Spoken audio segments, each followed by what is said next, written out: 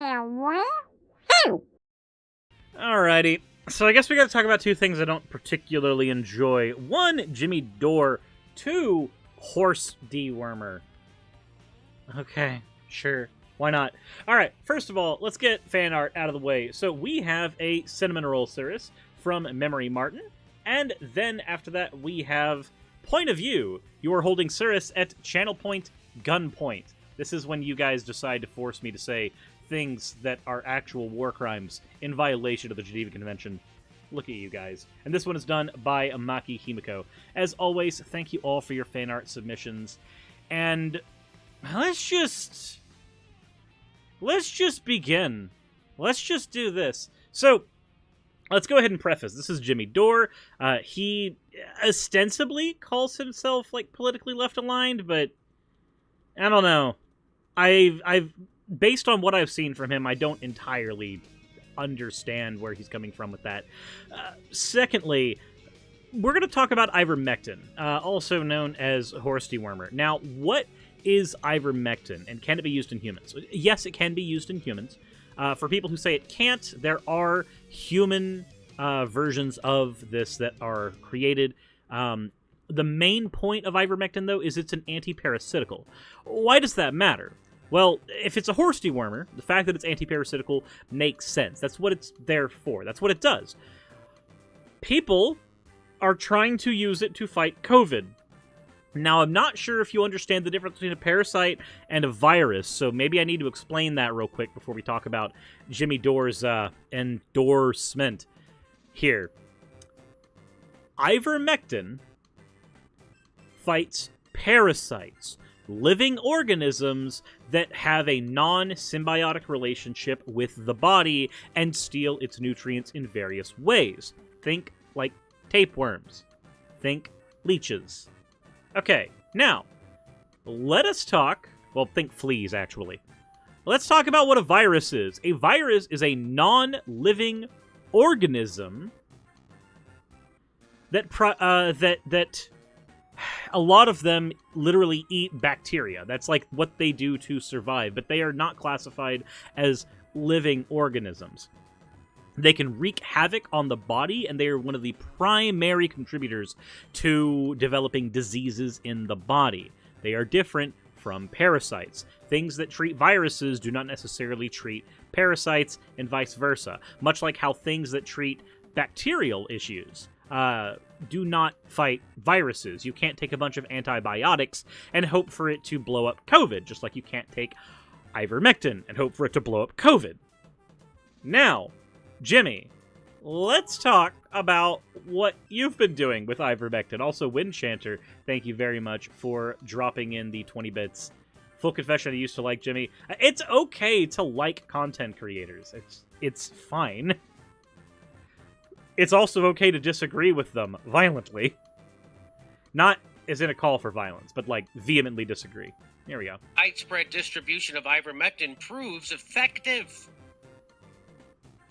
in Mexico against COVID-19. This has been suppressed. I'm having a reaction to it, and I'm told thousands and thousands of people are having this same reaction to this non-FDA-approved experimental vaccine.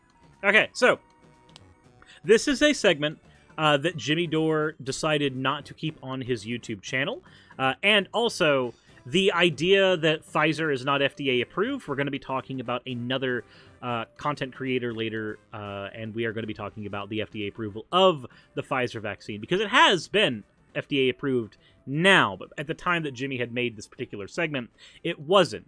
But let me go ahead and point out right now, whether or not something is FDA approved does not necessarily mean that it is or is not safe. If you have ever looked into the history of the lobbying within the FDA and how it functions, it is not the be-all, end-all. It is a guideline to be used and respected, certainly, but it is not the be-all, end-all over whether or not a particular item is safe for consumption, especially not in particular amounts. So,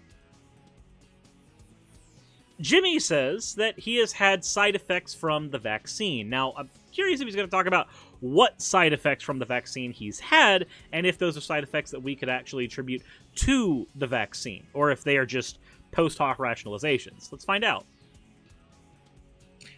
And now we're finding out that ivermectin treats this. Okay.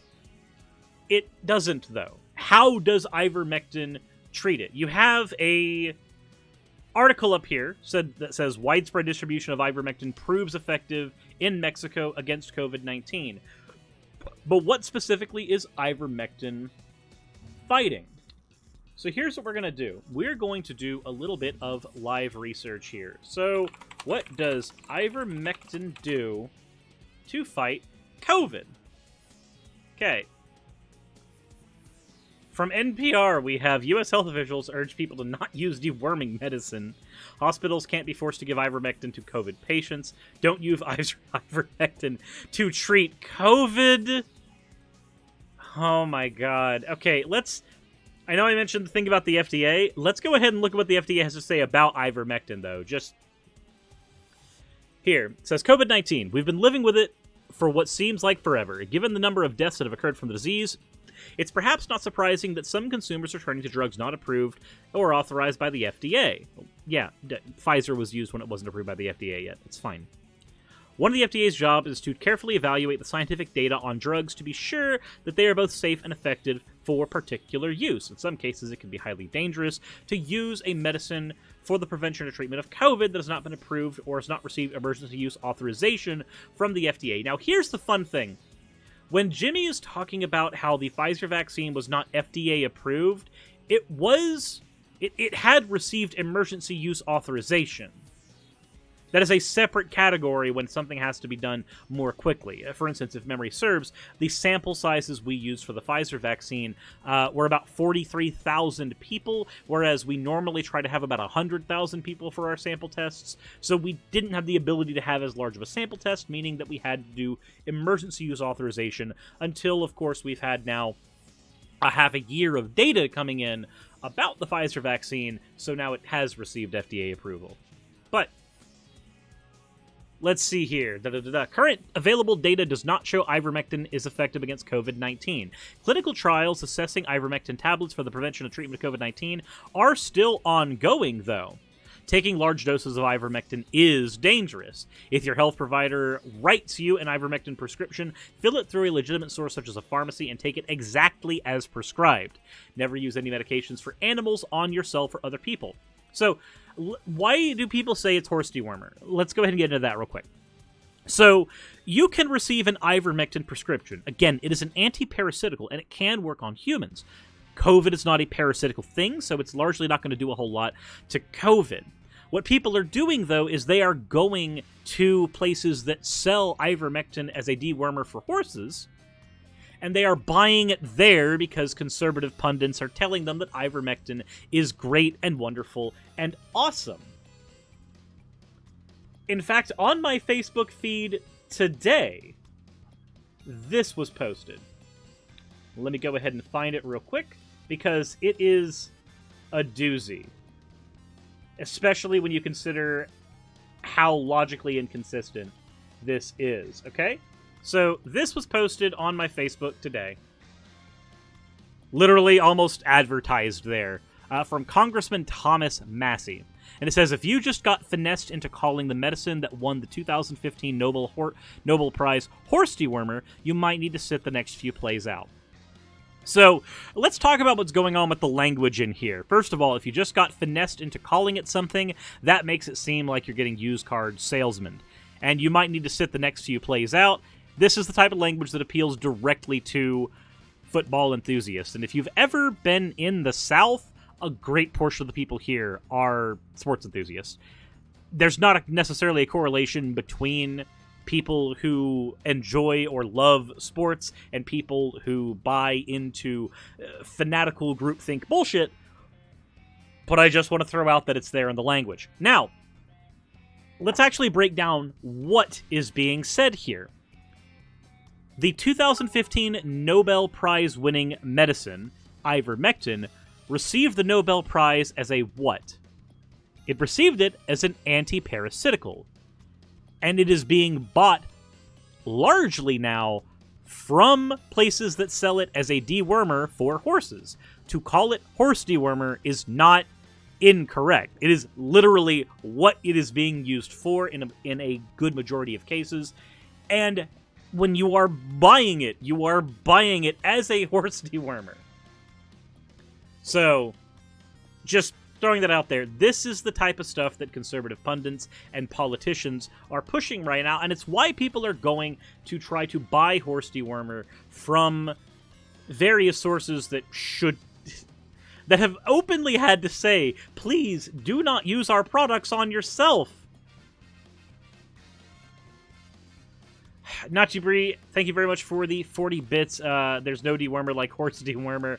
Send your ass right to the hospital. Yep. All right. Continue on, Jimmy. Let's go. COVID. That if you just use ivermectin, and by the way, this data has been out there for a while. There's guys who testified in front of Congress last fall. Okay, so testifying in front of Congress, that does not necessarily mean, like, that is not our bar. That is not our bar. Our bar is peer review. Our bar is successfully clearing the bar of the scientific method. If you cannot clear the bar of peer review and you cannot clear the bar of multiple studies, then people testifying about it, that doesn't mean shit. That is not the bar you need to clear. And so the media will cover this. I don't even know if we're allowed to cover it. We gotta stop shaming people and stigmatizing people who have questions about medical science. Okay, so it's not shaming or stigmatizing people who have questions about medical science. That's not what it is. Let me go ahead and show you a thing real quick. And this is a thing posted by a good scientific communicator, Scientist Mel. Now, I am not the greatest science communicator. I'm not, because I am more politics and less science. But when it comes to science, I have a habit. It's a nasty habit of deferring to experts, deferring to people who work in the field, because they are the people who largely will know what they're talking about. Just like when it comes to economics, usually I am going to defer to somebody who knows more about economics than I do. The amount of times that I've sent messages over to frickin' Irish Swede being like, hey, this thing sounds wrong. Can you explain to me why it sounds wrong? But this is the thing that is happening. People are not being shamed for having questions about science. People are not being shamed for having questions about medicine. But we are going to put you through the I've Done My Research pop quiz. So, first we have, what type of cell is this? Right here. Is it a plasma cell? Is it a neutrophil? Is it a mast cell? Is it a lymphocyte? Do you know? I sure fucking don't. That's why I talk about deferring to experts when it comes to stuff like this. Now, which of these antibody chains is the first to respond to an antigen? IgA, IgG, IgM, IgE, IgD? Which one? If the answer is IDK, then chances are we should not be listening to your opinions on fucking horse paste. Just throwing that out there. And you can continue to read the I've Done My Research pop quiz if you so choose. But this is a wonderful way to sort of litmus test people. If somebody says that they've done their research on COVID or the vaccine or what have you, then go ahead and throw this out there. See if they can answer these things, because likely these are the things they're going to need to answer if they're going to hold an opinion that is outside of what is currently expert consensus. Midnight, thank you for the 100 bits. When some of the medication I take says to be careful when taking ibuprofen with them, I'm sure as hell not taking ivermectin without my doctor's approval. Now, let's go back to Jimmy, because a very small amount of this video has been dedicated to Jimmy specifically.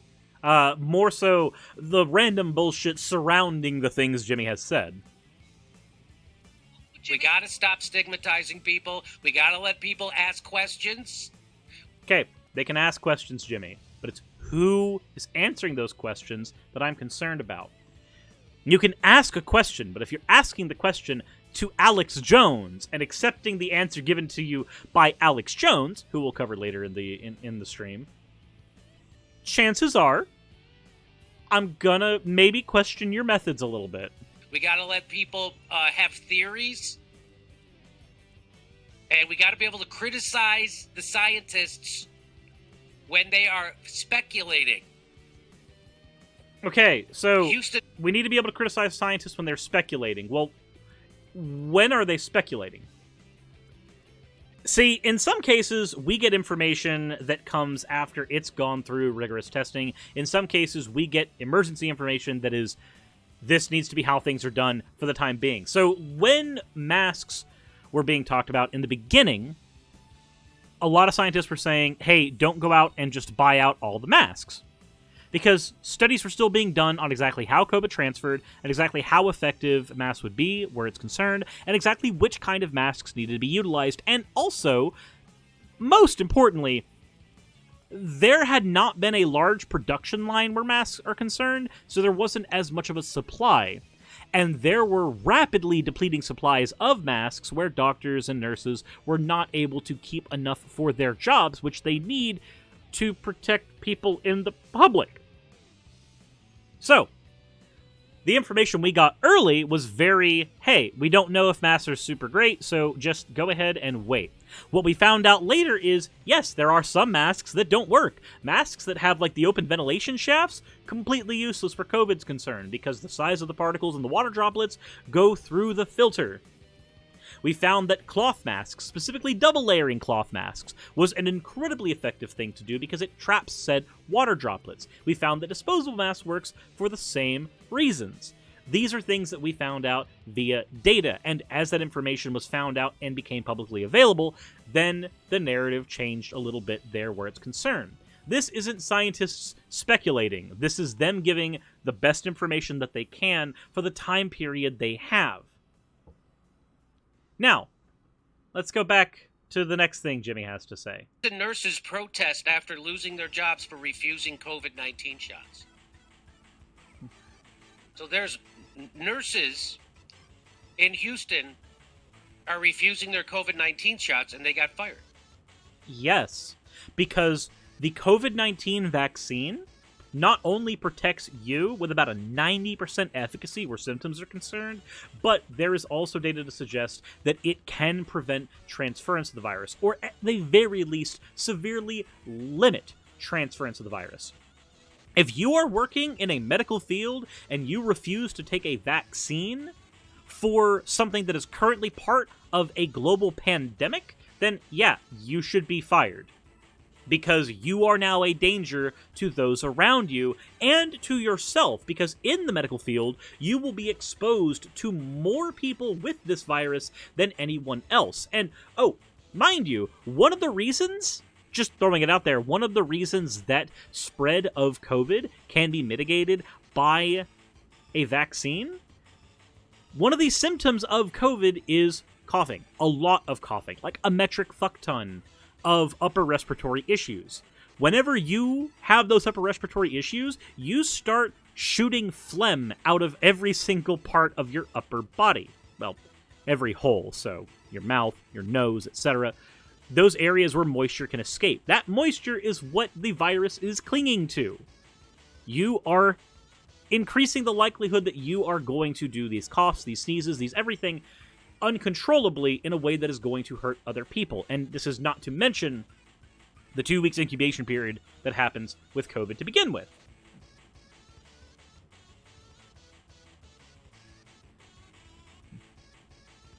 We know how to make vaccines function. We know that vaccines, once they hit the public, are generally safe. They are at least what we consider safe within the realms of medical science, which is we do not have issues with at least 1 in a million people.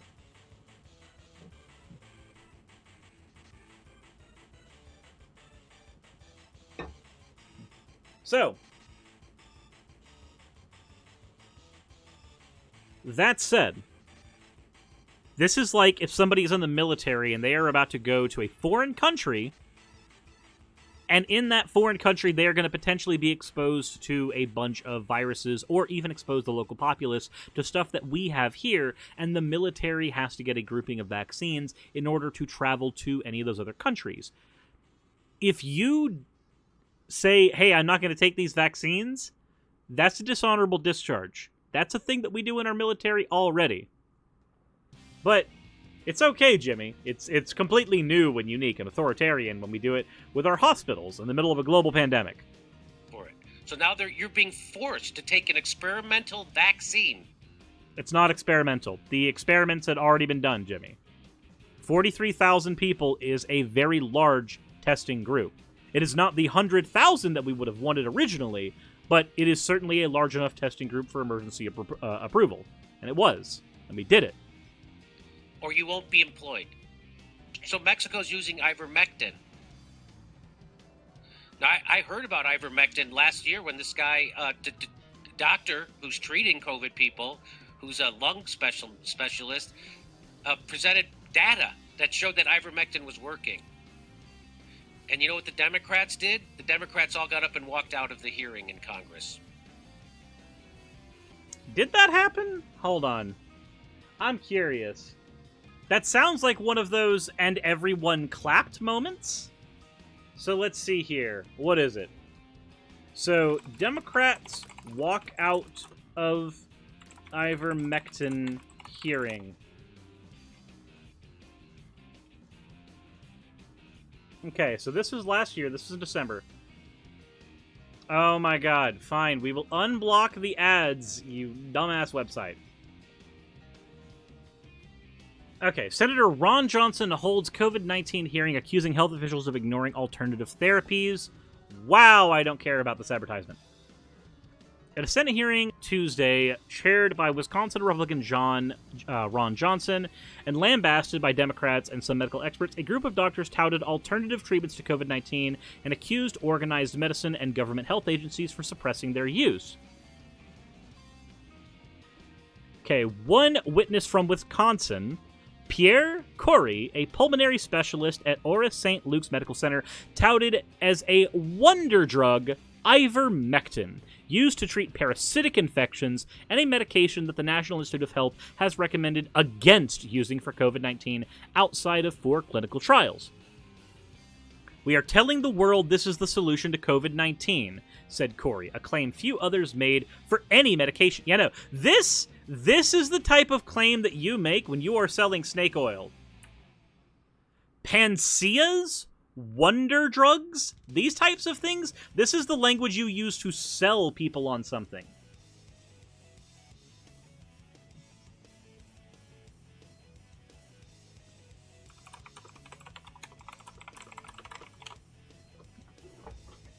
This is not the type of thing that you do. If you are a doctor working in a medical field, this is not a responsible thing for you to do. If this is this seems like the situation Jimmy's referring to, it sounds ludicrous when he says it, but when we look at the actual reporting that was done on this particular issue, it seems way, way, way more reasonable. And this is, of course, where other doctors cited hydroxychloroquine, a malaria drug touted by President Donald Trump, of course. Johnson and the witnesses he called Tuesday accused the medical establishment and health agencies of failing to explore and promote the use of relatively inexpensive, repurposed drugs, those previously approved for other uses, as early interventions against COVID. They're safe and they're cheap, and they just might be incredibly effective. Wait, hold on. Just might be. I don't want just might be. I want are. I know the vaccine is effective. Why would I want just might be as my language? Tens of thousands of people have lost their lives because government agencies have focused on expensive silver bullet solutions. No. This is not... No. Okay, so you cannot have a wonder drug as the thing you're touting and then criticize people for looking for silver bullet solutions when you literally are touting a silver bullet solution. That is what that is.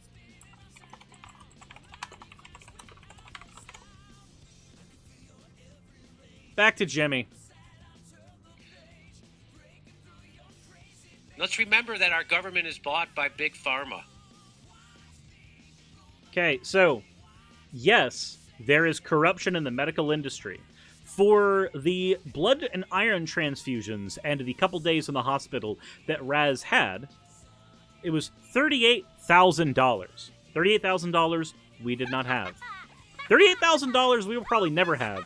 I cannot imagine a world where I have that much money on hand. And the only reason we were able to even absorb that is because we had health insurance. Health insurance that we have to pay $400 a month for. So it's not like that's very cheap on us either. Yes, the medical industry is corrupt. We know this. It is corrupt because of money. That does not mean that you can then have this... It's not ad hoc. What is it? Genetic fallacy. You can't say that every medicine that is endorsed by, quote, Big Pharma is bad. That is a genetic fallacy. Just like saying that hydroxychloroquine is bad just because Trump endorsed it. That is a genetic fallacy.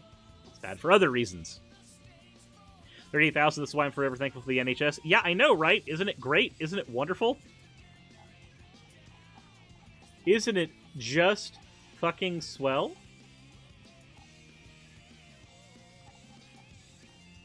The point is, yes, our medical industry is hella fucked up. But it being hella fucked up does not mean that we should still deny the expert advice of medical experts. Okay. One country that's had remarkable success in the war against the COVID pandemic but has received little to no global media coverage is Mexico. I wonder why. You wonder why. This is one of those fun things that you get to do when you want your viewers to insert their own reasons.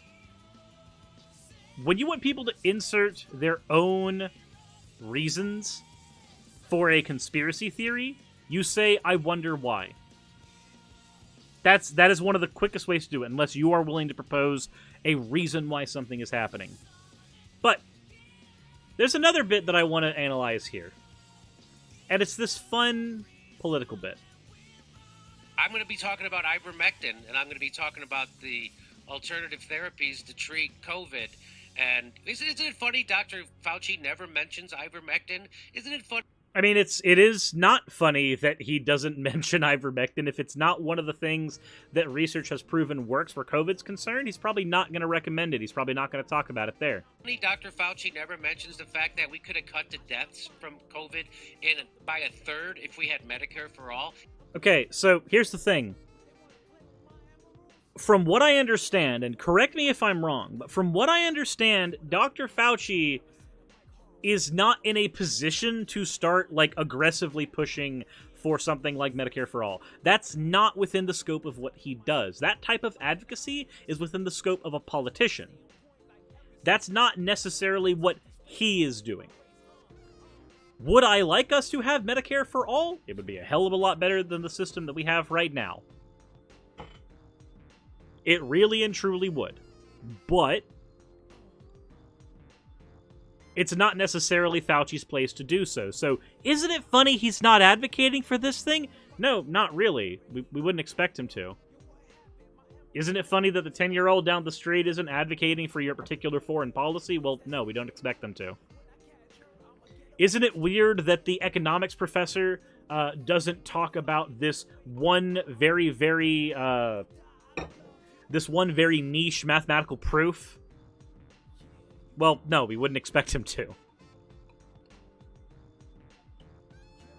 You don't just expect him to talk about the Medicare for All issue, but let's continue. Isn't that interesting, Ron, that Dr. Fauci never mentions Medicare for All or ivermectin? Is that interesting? No, it's not. It's really not. You can keep repeating it, but it's not.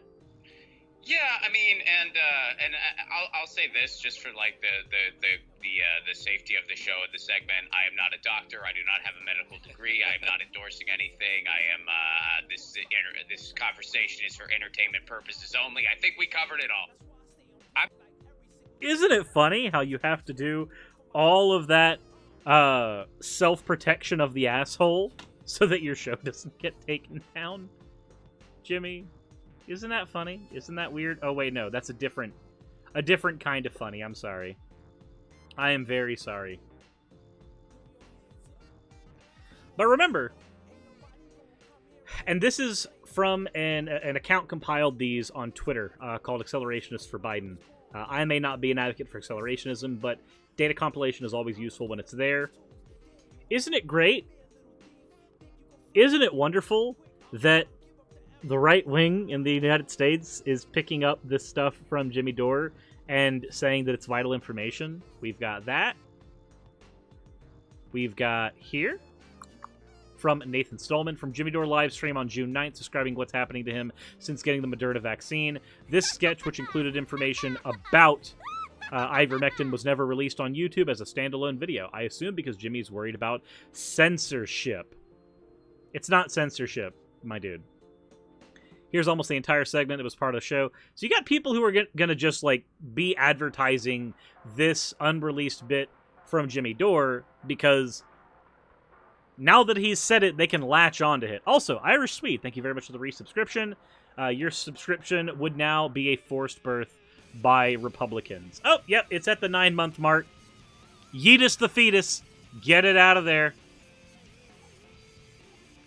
Fire it at full speed into the basket. But, point of all this is, when somebody's calling ivermectin horse dewormer, it's because the variant that is being bought, by and large from people right now, is for horse deworming purposes, and they are not buying it because they were prescribed it by a doctor. They are buying it because it was talked about by Alex Jones. It was talked about by people like Jimmy Dore. It's being talked about by their favorite sources for information, regardless of how reliable those sources are where information is concerned.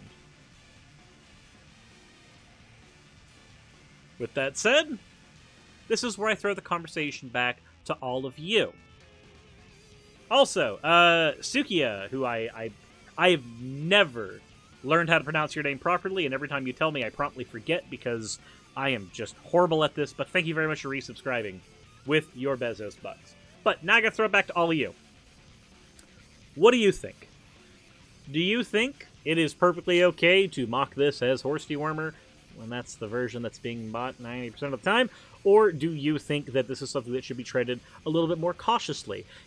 How do you talk to people who think that ivermectin is a good method to handle COVID-19? What methods are you employing to try to stem that particular bit of disinformation? I want to know. Let me know in the comment section below. Let me know over in the Twitch chat for those who are online over there.